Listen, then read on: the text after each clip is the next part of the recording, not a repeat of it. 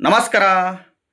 ಇಡೀ ಪ್ರಪಂಚದಲ್ಲಿರುವ ಎಲ್ಲ ದೇವರು ನಮಗೆ ಕೈ ಬಿಟ್ಟಿದ್ದಾರೆ ಗುರುಗಳೇ. ಏನು ಮಾಡೋದು? ಮಂತ್ರಾಲಯಕ್ಕೆ ಹೋದ್ವಿ, ತಿರುಪತಿಗೆ ಹೋದ್ವಿ, ಧರ್ಮಸ್ಥಳಕ್ಕೆ ಹೋದ್ವಿ, ಮಲೆಮಹದೇಶ್ವರ ಬೆಟ್ಟಕ್ಕೆ ಹೋದ್ವಿ, ಕಾಶಿಗೆ ಹೋದ್ವಿ, ರಾಮೇಶ್ವರಕ್ಕೆ ಹೋದ್ವಿ, ತಮಿಳುನಾಡಿನ ತಿರುವಣಮಲೈ, ಅರುಣಾಚಲಂಗೆ ಹೋದ್ವಿ, ಮನೆ ದೇವ್ರಿಗೆ ಹೋದ್ವಿ, ಕುಲದೇವ್ರಿಗೆ ಹೋದ್ವಿ, ಇಷ್ಟ ದೇವ್ರಿಗೆ ಹೋದ್ವಿ. ಎಲ್ಲ ದೇವರು, ಎಲ್ಲ ಪೂಜೆ ಪುನಸ್ಕಾರ ಎಲ್ಲ ಮಾಡ್ಕೊಂಡಿದ್ದಾಯಿತು.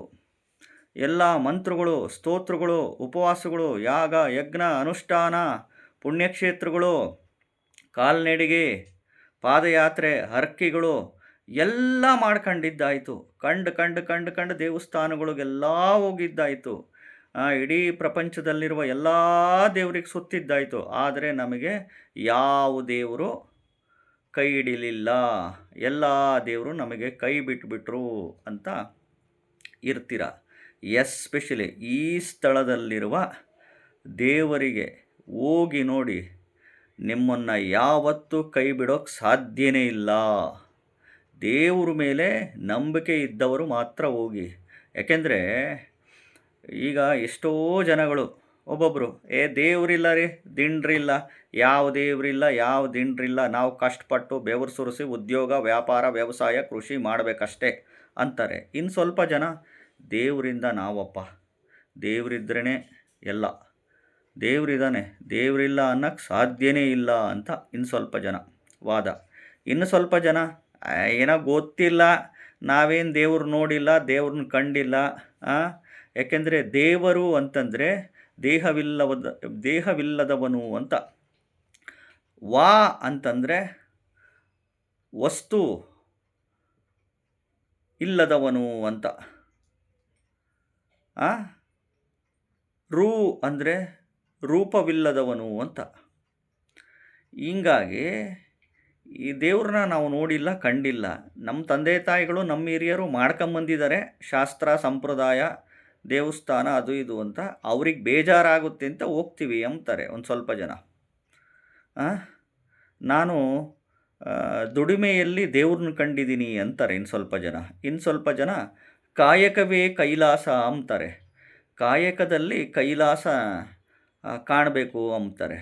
ಇನ್ನು ಸ್ವಲ್ಪ ಜನ ಏನು ಇಲ್ಲ ರೀ, ಕಷ್ಟಪಟ್ಟು ಬೆವರು ಸುರಿಸಿ ಉದ್ಯೋಗ ವ್ಯಾಪಾರ ವ್ಯವಸಾಯ ಕೃಷಿ ಮಾಡಲೇಬೇಕು, ಆವಾಗ ನಮಗೆ ಫಲ ಬರೋದು. ಕಷ್ಟಪಟ್ರೇ ನಮಗೆ ಫಲ ಬರೋದು.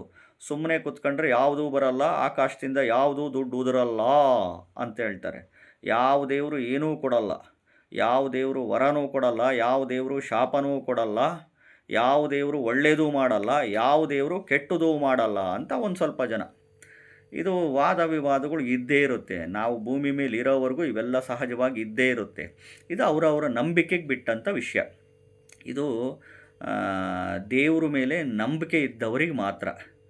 ಈಗ ನಂಬಿಕೆನೇ, ಈಗ ನಂಬಿ ಇವತ್ತು ನಾವು ಜೀವನ ಮಾಡ್ತಾ ಇರ್ತೀವಿ. ನಂಬಿಕೆಯೇ ಇಲ್ಲಿ ಒಂದು ಜೀವನ.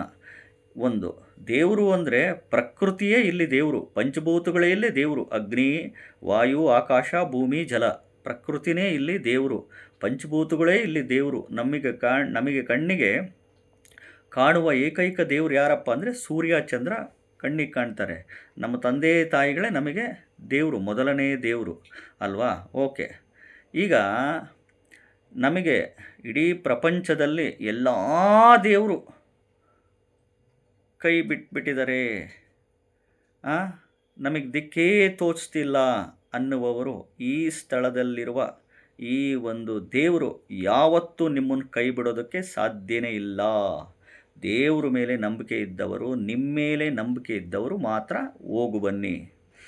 ಯಾವುದದು ಸ್ಥಳ, ಯಾವ ದೇವರು ಅಂತ ಹೇಳ್ತೀನಿ. ಮೊದಲು ಹೊಸದಾಗಿ ವಿಡಿಯೋ ನೋಡ್ತಾ ಇದ್ದವರು, ಮೊದಲನೇ ಬಾರಿ ವಿಡಿಯೋ ನೋಡ್ತಾ ಇದ್ದವರು ಚಾನಲ್ ಸಬ್ಸ್ಕ್ರೈಬ್ ಮಾಡ್ಕೊಳ್ಳಿ, ವಿಡಿಯೋ ಲೈಕ್ ಮಾಡಿ, ಕೆಳಗಡೆ ಐಪ್ ಬಟನ್ ಇರುತ್ತೆ ಪ್ರೆಸ್ ಮಾಡ್ಕೊಳ್ಳಿ. ಯಾವ ದೇವರು ಗೊತ್ತಾ ಅದು ಅಂತಂದರೆ ಈ ವನದುರ್ಗ ಜಲಾಂತರ್ಗತ ನಾಗಸಾನ್ನಿಧ್ಯ. ವನದುರ್ಗ ಜಲಾಂತರ್ಗತ ನಾಗಸಾನ್ನಿಧ್ಯ ಇದು ಬರೋದು ಮಂಗಳೂರಿನ ಬಂಟ್ವಾಳ ತಾಲೂಕು BC ರೋಡ್ನ ಮೊಡಂಕಾಪು ಅಂತ ಬರುತ್ತೆ. ಮಂಗಳೂರಿಗಿಂತ ಮುಂಚೆನೇ 25 ಕಿಲೋಮೀಟರ್ ದೂರದಲ್ಲಿ ಬರುತ್ತೆ. ಬಂಟ್ವಾಳ ತಾಲೂಕು ಬಿ ಸಿ ರೋಡ್ನ ಮೊಡಂಕಾಪು ಬಿ ಸಿ ರೋಡಿಂದ ಈ ದೇವಸ್ಥಾನಕ್ಕೆ ಹೋಗಬೇಕು. ಈ ದೇವಸ್ಥಾನಕ್ಕೆ ದೇಶ ವಿದೇಶಗಳಿಂದ ಹೋಗ್ತಾರೆ, ಹೊರದೇಶಗಳಿಂದ, ಫಾರಿನ್ ಕಂಟ್ರಿಯಿಂದ ಎಲ್ಲ ಹೋಗ್ತಾರೆ. ಭಾರತ ದೇಶದ ಮೂಲೆ ಮೂಲೆಯಿಂದ ಹೋಗ್ತಾರೆ. ನಮ್ಮ ಭಾರತ ದೇಶದ ಮೂಲೆ ಮೂಲೆಗಳಿಂದ ಬಂದು ಈ ದೇವಸ್ಥಾನಕ್ಕೆ ಹೋಗ್ತಾರೆ. ಹೊರದೇಶಗಳಿಂದ ಹೋಗ್ತಾರೆ. ಸೆಲೆಬ್ರಿಟಿಗಳು, ಫಿಲಮ್ ಆ್ಯಕ್ಟ್ರಸ್ಗಳು, ಪೊಲಿಟಿಷಿಯನ್ಸ್ಗಳು ಎಲ್ಲ ಹೋಗ್ತಾರೆ. ಬಾಲಿವುಡ್ಡು ದೊಡ್ಡ ದೊಡ್ಡ ಒಳ್ಳೊಳ್ಳೆ ಆ್ಯಕ್ಟ್ರಸ್ಗಳೆಲ್ಲ ಹೋಗ್ತಾರೆ. ಈ ಒಂದು ದೇಶಕ್ಕೆ ರಾಜಕಾರಣಿಗಳು ಎಲ್ಲ ಹೋಗ್ತಾರೆ. ಈ ಒಂದು ಪವರ್ಫುಲ್ ದೇವಸ್ಥಾನ ಬರೋದು ಮಂಗಳೂರಿನ ಬಂಟ್ವಾಳ ತಾಲೂಕು ಬಿ ಸಿ ರೋಡ್ನ ಮೊಡಂಕಾಪು ಅಂತ ಬರುತ್ತೆ. ಬಿ ಸಿ ರೋಡ್ನಿಂದ ಹೋಗಬೇಕು, ಸ್ವಲ್ಪ ದೂರ ಆಗುತ್ತೆ. ಯಾವುದು? ವನದುರ್ಗ ಜಲಾಂತರ್ಗತ ನಾಗ ಸಾನ್ನಿಧ್ಯ. ಇಲ್ಲಿ ತೀರ್ಥ ಸ್ನಾನ ಮಾಡಿಸ್ಕೊಂಡರೆ ತುಂಬ ಪುಣ್ಯವಂತರು. ಈ ಒಂದು ದೇವಸ್ಥಾನಕ್ಕೆ ಅನುಕೂಲ ಇದ್ದವರು, ದೇವರ ಮೇಲೆ ನಂಬಿಕೆ ಇದ್ದವರು ಮಾತ್ರ ಹೋಗಿ. ಯಾಕೆಂದರೆ ಎಲ್ರಿಗೂ ಹೇಳೋಕ್ಕಾಗಲ್ಲ. ನಾವು ಹೇಳ್ತಿದ್ದೀವಲ್ಲ, ಒಬ್ಬರು ದೇವರಿಲ್ಲ ದಿಂಡ್ರಿಲ್ಲ ಅಂತಾರೆ, ಒಬ್ಬರು ದೇವರಿದ್ದಾರೆ, ದೇವರಿಂದ ನಾವು ಅಂತೀವಿ. ಇನ್ನು ಸ್ವಲ್ಪ ಜನ ಏನೋ ಗೊತ್ತಿಲ್ಲ, ನಮ್ಮ ಹಿರಿಯರು ಮಾಡಿದ್ದಾರೆ ಅದಕ್ಕೆ ಹೋಗ್ತಾ ಇದ್ದೀವಿ ಅಂತಾರೆ. ಅವರವರು ವೈಯಕ್ತಿಕವಾದ ವಿಚಾರಗಳು, ಅವರವ್ರ ಮೇಲೆ ನಂಬಿಕೆಗೆ ಬಿಟ್ಟಂಥ ವಿಷಯಗಳಿದು. ಎಲ್ಲ ದೇವರು, ಇಡೀ ಪ್ರಪಂಚದಲ್ಲಿ ಎಲ್ಲ ದೇವರು ಕೈ ಬಿಟ್ಟರೆ ಈ ಸ್ಥಳದಲ್ಲಿರುವ ದೇವರು ನಿಮ್ಮನ್ನು ಯಾವತ್ತೂ ಕೈ ಬಿಡಲ್ಲ, ಖಂಡಿತವಾಗ್ಲೂ.